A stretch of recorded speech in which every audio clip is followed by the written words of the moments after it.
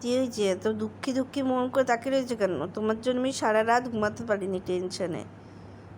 তুমি নাক টেনে ঘুমিয়ে গেছো ঠ্যাং ঠ্যাং ছড়িয়ে, আর আমি ঘুমাতে পারিনি তোমার টেনশনে। এ কানে কী বাঁধিয়েছো তুমি? ইনফেকশন বাঁধিয়েছো? কানে কী বাঁধিয়েছো এটা? ছৌ দেখি, ছৌ।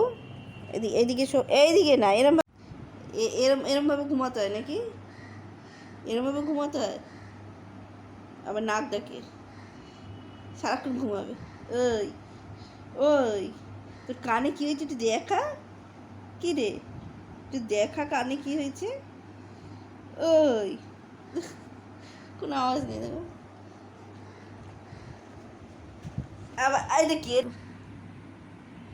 এই যে রোগ বাঁধিয়ে এখন চুপচাপ ওই পাশে শুয়ে পোষালো না, এবার পেছনে এসে শুয়েছে। এই যে কোথায় ঢুকেছে দেখো। এই যে ওর জন্য সারা রাত আমার কালকে ঘুম হয়নি।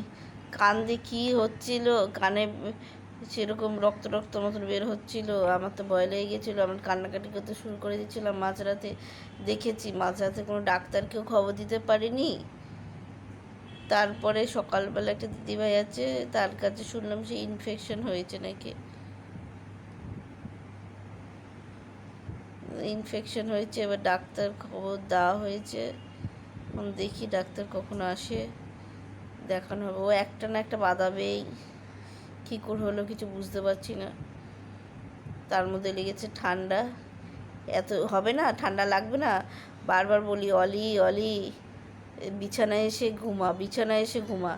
ও সেটা ভালো লাগবে না, নিচে ঠ্যাং ছড়িয়ে ঘুমাবে, না হলে ও যেখানে জল জল আছে সেখানেই গিয়ে ঠ্যাং ছড়িয়ে ঘুমাবে এত ঠান্ডার মধ্যে। তাহলে হবে না। কিরে, এই নালিশ করছি সবাইকে, সবাইকে নালিশ করে দিচ্ছি। তুই কী দুষ্টুমি করছিস? সবাইকে নালিশ করে, তুই কী কী দুষ্টুমি করিস।